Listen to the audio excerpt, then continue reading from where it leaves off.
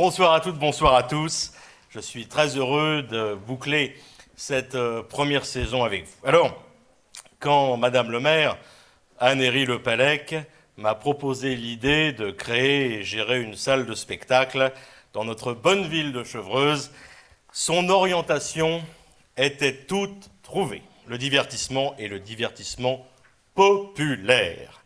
Une programmation à contre-courant donc, puisqu'elle échappe à tous les dogmes des politiques culturelles actuelles qui ne programment que des pièces soi-disant intello et donneuses de leçons, durant lesquelles, si les spectateurs font la queue, c'est pour sortir, et où l'on s'ennuie à tel point que même certains acteurs partent avant la fin. Sans parler du théâtre subventionné qui accouche de spectacles privés de public et d'un public privé de gaieté, car il faut bien le dire, un théâtre où on ne rit pas est un théâtre dont on doit rire. Alors, il est une chose certaine, et il ne faut pas oublier aussi, les pseudo-nouveaux comiques que la télé nous impose et qui, ne se faisant rire qu'eux-mêmes avec les mêmes vannes recongelées et décongelées, ne sont par conséquent écoutables que sur micro-ondes. Non, ici, notre seul désir, c'est de vous faire sourire. C'est de vous distraire en assurant un service public anti-maussaderie qui permet d'oublier le temps d'une représentation, l'ambiante morosité. Et pour ce faire, nous vous avons proposé cette année, et récidiverons l'année prochaine, une programmation de spectacles gais et multigénérationnels composés d'artistes, certains débutant sur les planches et d'autres s'approchant de l'âge où l'on finit dedans.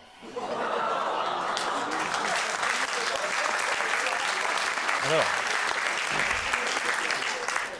des artistes qu'on pourrait appeler des docteurs du rire, puisqu'ils partagent le point commun avec les chirurgiens esthétiques de vouloir dérider leurs contemporains, le point commun avec les gynécologues de travailler à l'endroit où les autres s'amusent,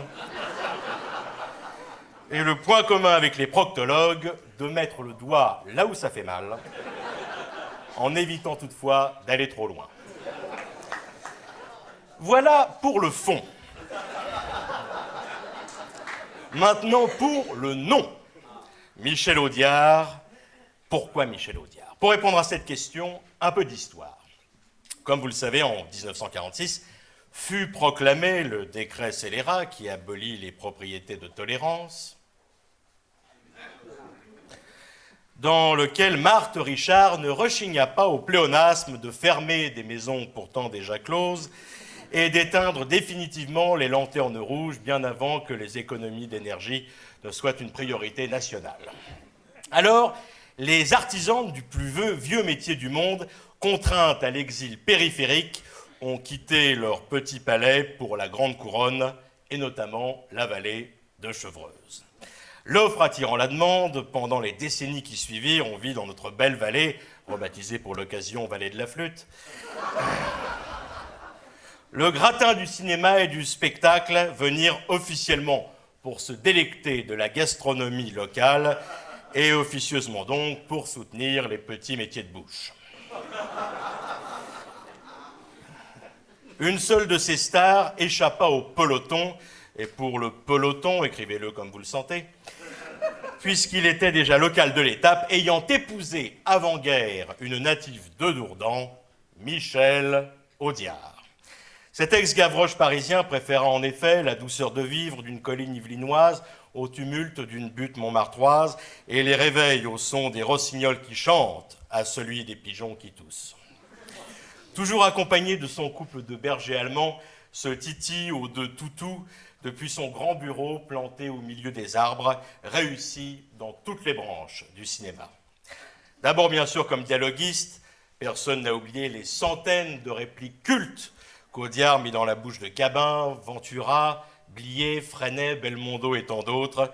Puis, comme auteur, et en écrivant et adaptant des chefs-d'œuvre tels qu'un Saint-Jean-Hiver, Les Grandes Familles, Les Vieux de la Vieille, et enfin, comme metteur en scène, puisqu'il a réalisé des films farces, avec, vous savez, des noms à rallonge, comme Faut pas prendre les enfants du bon Dieu pour des canards sauvages, Le cri du cormoran le soir au-dessus des jonques, ou Ou, excusez-moi monsieur le ministre, cet éloge prémonitoire à Marlène Schiappa, elle boit pas, elle fume pas, elle drague pas, mais elle cause.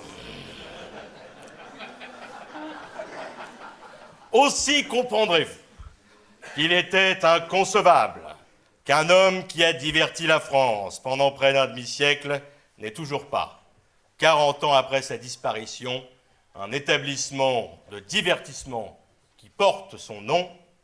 Injustice, définitivement corrigée ce soir à Chevreuse.